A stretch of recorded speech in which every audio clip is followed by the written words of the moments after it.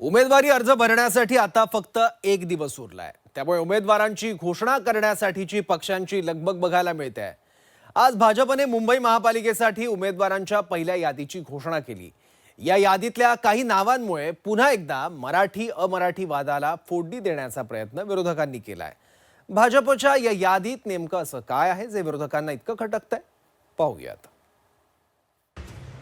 मुंबई महानगरपालिकेसाठी भाजपने आज 66 उमेदवारांची घोषणा केली। भाजपच्या या पहिल्या यादीत तेजस्वी घोसाळकर, गणेश खणकर, मनीषा यादव आणि नवनाथ बन यांचा समावेश आहे। त्याचबरोबर काँग्रेसमधून भाजपत आलेल्या रवी राजा यांना उमेदवारी देण्यात आली आहे। पण भाजपने जाहीर केलेल्या पहिल्या यादीवरूनच मराठी अमराठी वादाची ठिणगी पडली आहे। कारण भाजपच्या 66 उमेदवारांच्या यादीत जवळपास 25% उमेदवार अमराठी आहेत।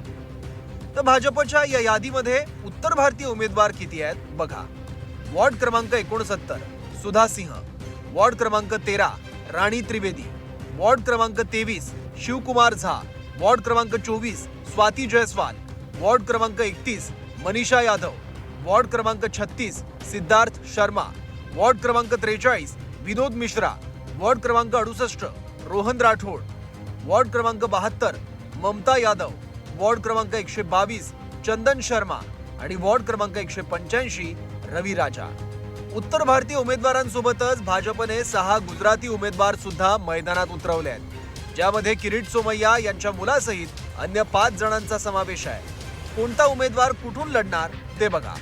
वॉर्ड क्रमांक 10 जितेंद्र पटेल, वॉर्ड क्रमांक 15 जिग्ना शाह, वॉर्ड क्रमांक 58 संदीप पटेल, वॉर्ड क्रमांक 97 हेतल गाला, वॉर्ड क्रमांक 107 नील सोमय्या, वॉर्ड क्रमांक 174 साक्षी कनोजिया।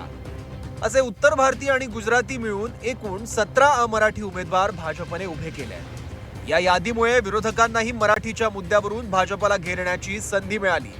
त्यामुळे मुंबईचा महापौर मराठीच असणार असा दावा करणाऱ्या भाजपच्या यादीत अमराठी नावं कशी, असा सवाल ठाकरे गट आणि मनसेनं केलाय।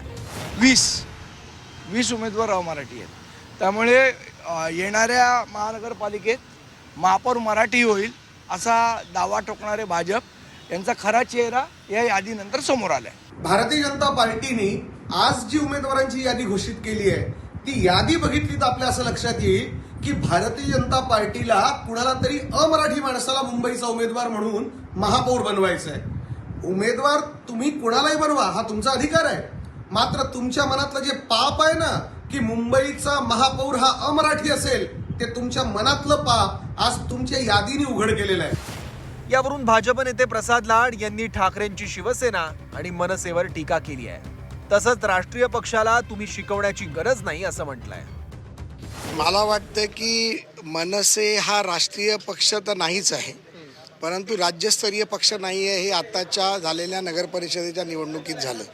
तीच परिस्थिती उभाटा शिवसेनेची देखील झाली आहे। एका इनोव्हामध्ये बसतील एवढे नगराध्यक्ष यांचे निवडून आले आणि एक 50 सीटर बस केली तर महाविकास आघाडी बसेल एवढे नगराध्यक्ष निवडून आले। त्यामुळे या लोकांनी राष्ट्रीय पक्षावर बोलावं हे मला वाटतं योग्य नाही। कालच 2 गुजराती मुंबई गिळायचा प्रयत्न करतायत अशी टीका करत ठाकरेंनी महाराष्ट्र धर्माचा दाखला दिला होता। त्यानंतर भाजपच्या उत्तर भारतीय स्टार प्रचारकांचं मराठी माणसाच्या मुंबईत काय काम असा सवाल विरोधकांनी केला होता आणि त्यातच आजची आलेली भाजपची उमेदवारांची यादी। यामुळे मुंबई महापालिका निवडणुकीत मराठी विरुद्ध अमराठी हा मुद्दा केंद्रस्थानी राहणार यात शंका नाही। ब्युरो रिपोर्ट, झी 24 तास, मुंबई।